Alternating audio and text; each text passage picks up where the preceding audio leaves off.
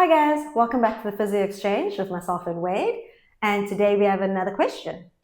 Yeah, so we've got a question from Tom, who is a running coach, and he was saying a lot of his athletes are coming to him after their physio session with their injuries and saying that they have a weak glute.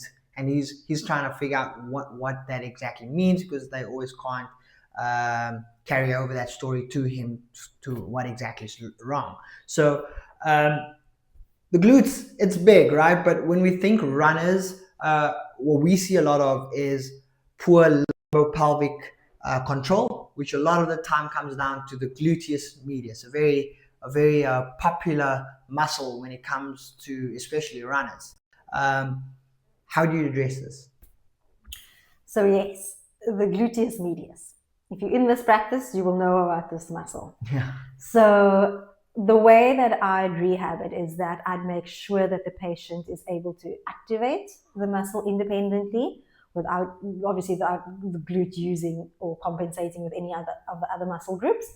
And once they can isolate and activate the gluteus medius, especially with runners, I'd like to take them into weight-bearing positions and give them weight-bearing tasks to do and work on glute med strengthening, endurance, and also, like you said, the lumbar pelvic control as well as hip, knee, and ankle control while weight-bearing.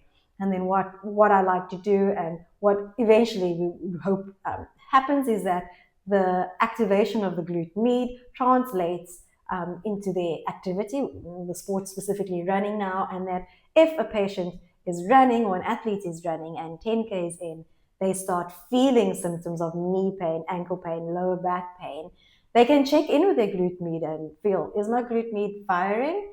If not, can I activate it? And if I'm doing the task directly, that pain should, in essence, disappear.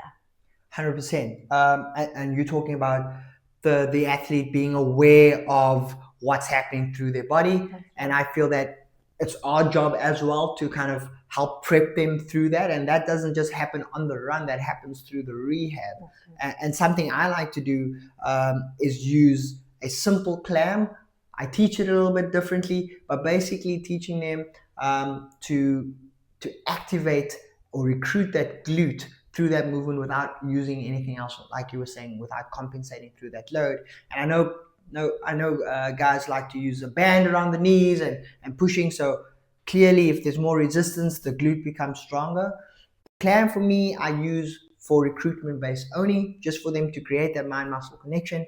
When it comes to actually working on strength or endurance of that glute, we think single leg weight bearing tasks, because that's kind of most sport that we're going to be getting into, and working on endurance or strength based in those activities. But I feel setting the tone is getting that mind muscle connection so that the athlete can kind of go back and think about that during their tasks. 100%. Yeah. Awesome. So Tom, we hope we helped clarify where we come from with that approach. Like I said, it could be other areas of the glute, but specifically for your runners, what we see a lot of, whether it is causing patellar tendinopathy, Achilles tendinopathy, ITV syndrome, back pain, that glute med is usually a favorite culprit in runners. So guys, if you have any questions, please go to the website, cursebeyphysio.co.za, click on the podcast link and drop us a question. We hope to see you soon on the Physio Exchange.